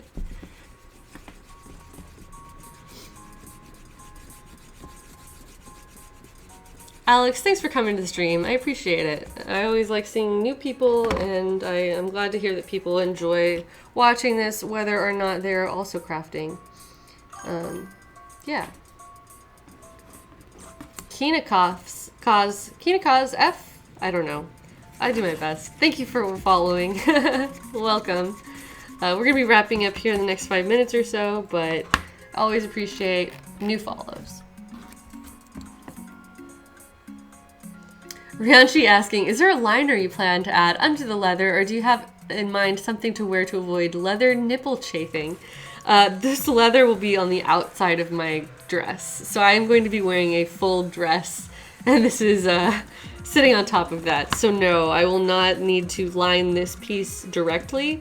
The dress will have a lining, and the dress is also, you know, additional fabric layers. But no, nipple chafing will not be an issue for this particular project. I appreciate your concern for my nipples, however. It's very kind of you.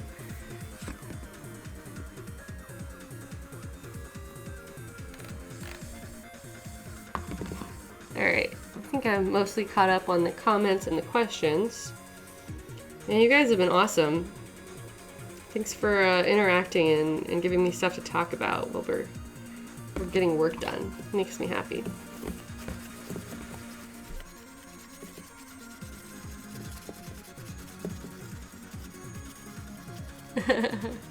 Hey, it's Char asking, in all, how many layers will this cosplay be? Well, let's see. Starting from the bottom up, it'll have a lining. I have my silk lining that I showed you guys that is going to be against my skin. From there, I will have a cotton couture layer of just the bodice itself. So like from the waist up, there's going to be the structural layer, which is the foundation of the garment, and that has boning channels and boning installed in that layer. And then outside of that is the leather dress. Frickety has followed. Thank you. Welcome. So the dress itself is going to be made out of white plonge leather, which is a cowhide that has been processed for, it's like been thinned out, and it is a really nice, beautiful garment leather. And so that's what I bought for the dress itself. And then on top of that will be my breastplate. And then on top of that will be the cape. So all of those layers. But many layers. It's going to be probably pretty hot in the sun, but whatever, I signed up for this.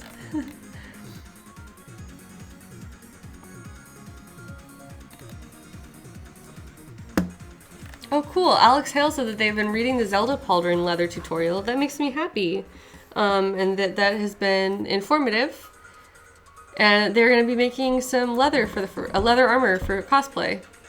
That's really, really exciting. I'm so happy to hear that, you know, you're actually getting use out of this. Alan, thank you for the follow.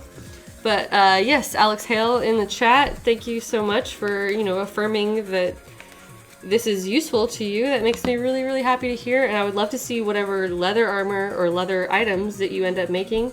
Please tweet them or just save them and then come back to the stream and share it with all of us so that we can encourage each other to keep going. But yeah, that's awesome. Thanks, man. Madeline, I'm really glad that these are some of your favorite streams. I really appreciate the support from everyone. I always really, really enjoy streaming.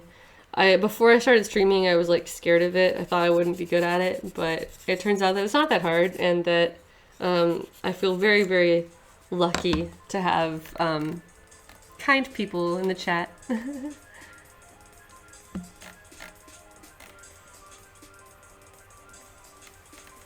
Petey McGuire asking, how's the weather where I am? Well, I'm in Southern California, so it's generally nice, but can get really hot on sunny days. And before this, I lived in Texas, where it was extremely hot almost all the time. So I'm used to dealing with heat in cosplay. That's something that I generally try to factor in. But I also just enjoy using leather, which is never really, really cool to wear. I mean, it's always cool looking, but it's not cool in the temperature sense.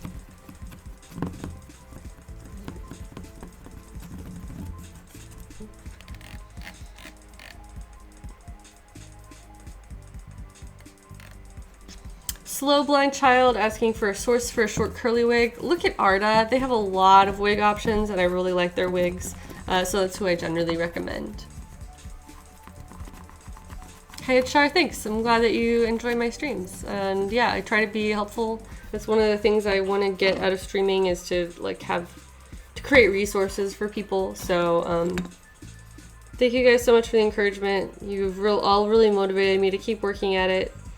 And yeah, I'm gonna keep doing my best. Thanks for being here.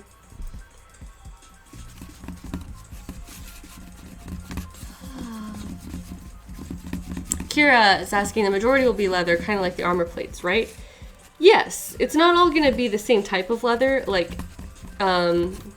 this style of leather is what I'm gonna use for all of the armor and anything that it's like dimensional. Like the weird shoulder pieces that kind of are floating in the image, the bracers, the leg armor, all of that will be leather. And then the dress itself is going to be made out of a different type of leather, a garment leather. So yeah, almost all solid leather, but different types combined. Leoto's heading off. Cool. That sounds like Arda Wigs. Someone's talking to Nightbot. Sorry. Yes, with that, I am going to be ending my stream. It is right at 9 o'clock in my time, and I have about an hour before my husband leaves for 5 days or something like that. So I'm going to miss him a lot. I'm going to go spend my last hour with him because I like him. Hence the reason we are married. But thank you guys so much. I'm just going to scoop all of this goop, scoop the goop right back into the jar. Thank you all for joining me here tonight. If you are around tomorrow, I think I'm going to do an extra stream. I'm not sure what time that'll start, but I will tweet it and I will put it on this channel a little bit in advance in the updates section, which I don't know if that sends you a notification or what, but there you go. So if you want to see the next the next installment of our breastplate progress, that'll be sometime tomorrow. Otherwise, I'm going to do my regular Saturday stream, and if you can show up to that one, then I guess I'll see you then. So thanks, guys. Thank you all for being here. Appreciate you.